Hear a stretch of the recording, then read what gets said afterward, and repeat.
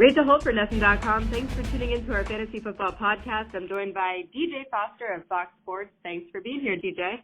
Yes, thanks for having me on. Of course. And first off, some big news on Monday that was announced is Arian Foster is retiring. And a lot of fantasy owners held out hope that Foster would return to his top form, but he just couldn't stay healthy. And, of course, Jay Ajayi not doing a bad job over there in Miami. He's had a stellar last 2 weeks, so that didn't help matters. Now the Dolphins are one of 6 teams on a bye. The others include Baltimore, Pittsburgh, Los Angeles, San Francisco, and the Giants. So lots of fantasy football decisions to be made this week. Without further ado, let me ask you, who are some running backs? We're not going to find a Jay Ajayi this week, but any other guys who might be able to target on the waiver wire? Yeah, if only we could be so lucky to be one of the JAJ owners who picked them up a couple weeks ago and got the 200-yard games. This week I'm going with Mike Gillespie in Buffalo. LaShawn McCoy, we still don't know what his status is going to be.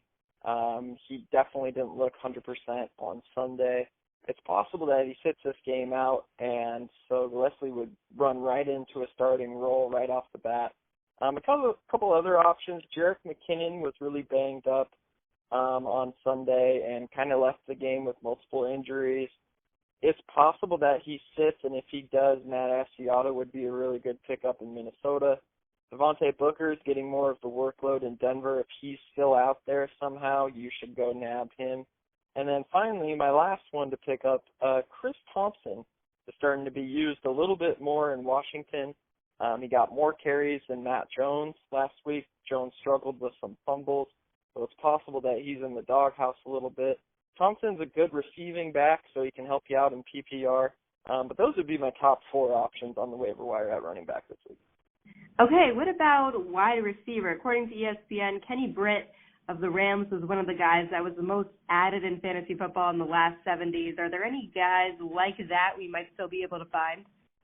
I think the one that you should absolutely go get if he's still available in your leagues, and it seems like he's available in quite a few leagues, at least from my personal experience, Dante Moncrief in Indianapolis is supposed to practice on Wednesday. He's on track. If he does get even a limited practice on Wednesday, he's on track to play this week against the Chiefs. It's possible the Colts hold him out one more week and play it safe, but Moncrief is a guy who is going in the 3rd, 4th, rounds of drafts this year and just may have been left on the wire and forgotten after his injury to his collarbone. It shouldn't affect his receiving ability, his legs, everything like that. It's one of those injuries that fully heals. So Moncrief is a guy that I would go get. Indianapolis has been kind of looking for that second receiver. Philip Dorsett has been unable to step up. So Moncrief is a guy that I would absolutely go out and target. And he could offer wide receiver 2, wide receiver 3 value the rest of the season.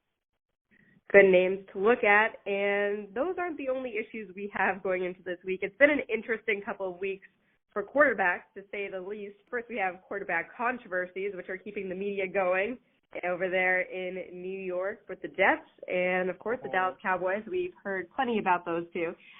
If you're one of the people that has Tom Brady or Drew Brees, you can count your lucky stars at this point that you don't have to worry about any other factors. But others have been very inconsistent. We're dealing with a number of injuries.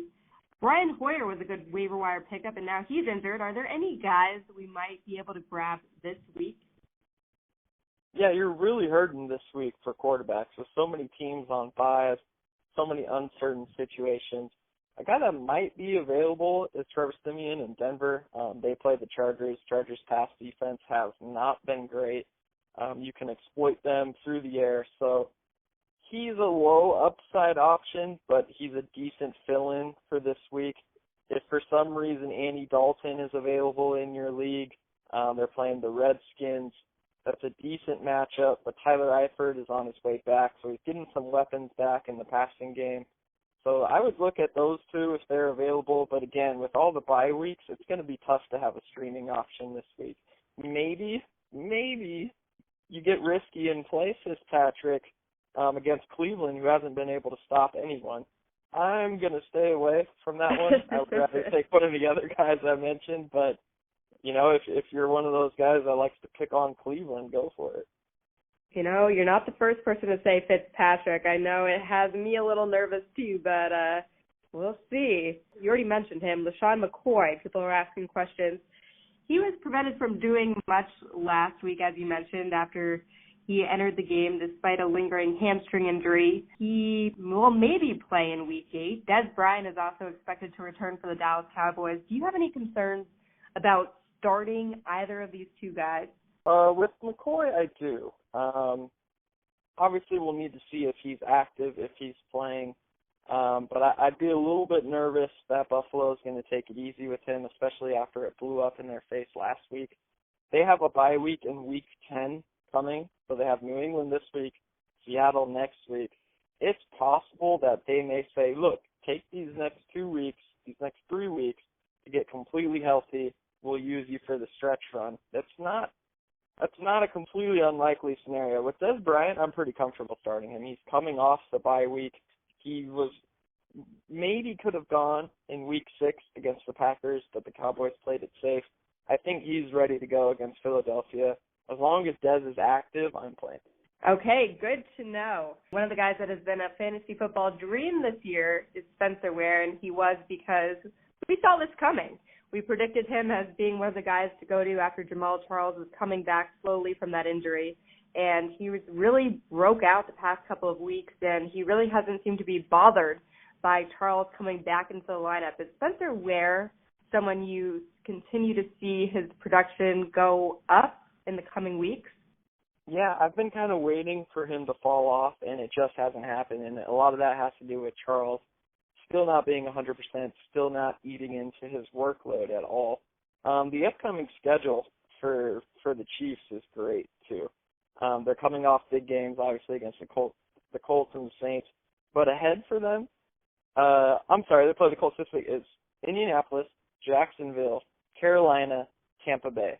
That's a nice stretch of 4 teams that have really struggled defensively. I think he could have another great little 3-4 week stretch here.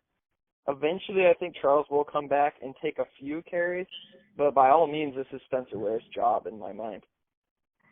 As far as Survivor leagues go, it's a tough one. We already mentioned that there's a number of teams on byes this week, and the matchups are difficult. So if you made it this far in one of your Survivor leagues, first of all, a big congratulations to you. I was out a while ago. And this is a tough one. Out of the matchups this week, who are you looking at for a team to win? If you haven't used them yet, Minnesota at home against the Bears with their quarterback situation in flux seems like the best pick on the board. There's a chance that you may have already used them. Denver at home against the Chargers, another solid one. But Minnesota would be my first pick. Which direction are you going in? It was tough. You know what? I haven't even looked at the matchups because I've just been bitter about losing my Survivor League ever since it happened. So we're relying on you for these answers. Any final advice heading into Week 8? I know it's a strange one for fantasy football owners. Yeah, Week 8, it's really tough with the bye weeks. I think a good strategy is to kind of look at the games that Vegas has listed as being high scoring. When there's multiple buys like this, you kind of need to find those high scoring games, and maybe you pick up the third receiver in a game with a projected point total of 51, 52. Tennessee, Jacksonville, maybe you look at like a Marquise Lee to help you out at the receiver position, a Kendall Wright to help you out. These games that could potentially be shootouts, be high scoring. I would focus on those and try and pick up the third receivers or the backup running backs in those games with high point totals. Okay, good stuff from you, DJ. My last and most important question is, where can we find more from you? Yeah, so I'm on Twitter at Fox Sports Foster, and we have analysis news, everything on foxsports.com/fantasy all week long. Okay, thanks so much.